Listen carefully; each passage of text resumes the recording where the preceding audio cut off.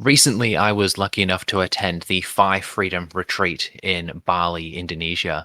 Five Freedom Retreat was a 4 night, 5 day financial independence retreat hosted in Ubud, the beating heart of tourism in Bali. And this year I was lucky enough to attend one of the two events that were held. Bali is a short 6 hour flight from Melbourne, Australia, so my partner and I were able to get there fairly easily. We had a quick overnight stay at a hotel near the airport, and then after that made the trip into Ubud. It was truly incredible seeing how life happens in Bali and in Ubud especially, as we were based there for quite a while. But this isn't a holiday video. I'm not going to bore you with all my holiday stories. What I want to focus on is the retreat itself. I want to talk about Five Freedom and share some of the lessons that I got from the event, from speaking with the people there. But I'm not going to dally. Let's just get straight into my top 5 takeaways from this year's retreat. Number 1, live with purpose in your heart. Our first speaker, Jordan Grummett, is an author of several books, and he's the host of the Earn and Invest podcast. Jordan's message was to live with purpose. He encouraged us to ask a lot of hard-hitting questions that helped us dig to the core of our personhood, which helped us find our purpose anchors, which are threads that we can pull on to align our actions with our underlying deep-seated purpose. So how do we translate that into financial independence, retire early terms? Well, even if you're earning a lot of money, you don't need to continue working if you don't need the money. And instead, you find ways to dismantle the parts of your job that you don't like in favor of the parts that you do, whether it's reducing your hours, reducing your workload, or even getting rid of specific tasks. You want to find a way to limit the stuff that you dislike and focus on what truly matters to you. So if you can't do that yet, you may need to build more skills further so that you can command a higher rate of pay or choose how you work. And on the screen, I'll put a link to one of my other videos where I talk about that in more detail. Jordan's talk was great. He offered some additional advice through some exercise sessions as well. And the message of finding purpose will stick with me long after the event has concluded. Number 2, your money mindset is embedded in you at a young age.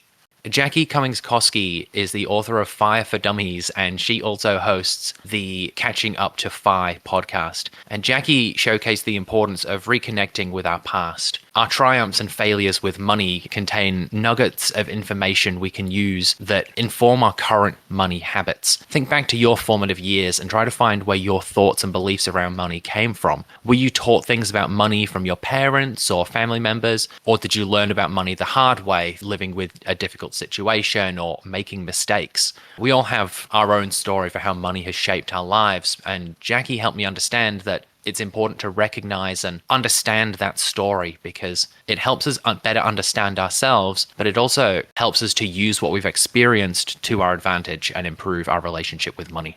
Number 3, keep doing cool things.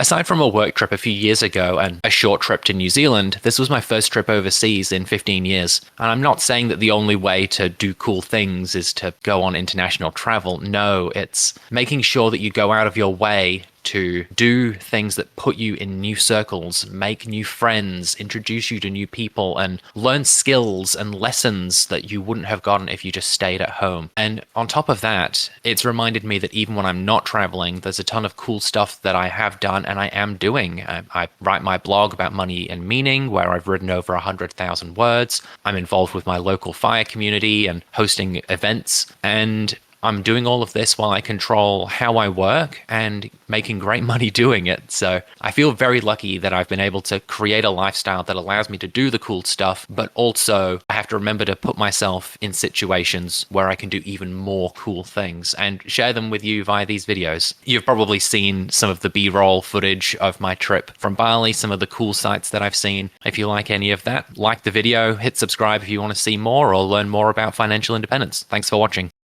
Number 4, if you're watching this video, you're one of the luckiest people in the world. My experience in Bali was very humbling.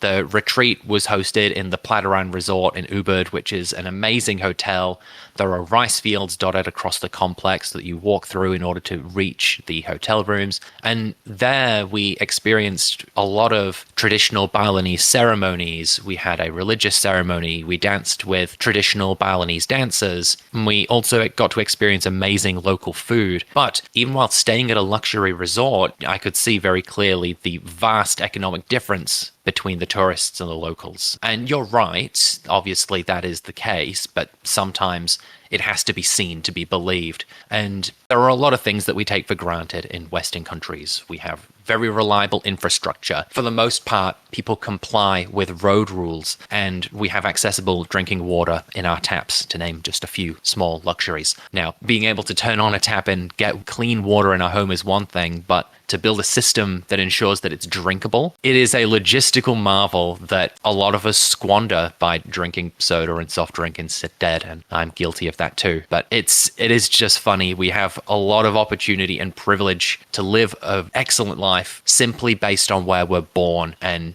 to put things into perspective a little bit, the minimum weekly wage in Australia is higher than Indonesia's monthly salary. So we are very privileged and very lucky. And the things that we have access to in the world, even if it's something like water or public transport or being able to watch a YouTube video in the comfort of your home, is such a blessing and such a privilege, because these are things that not everyone in the world has. And I think it's important to remember that.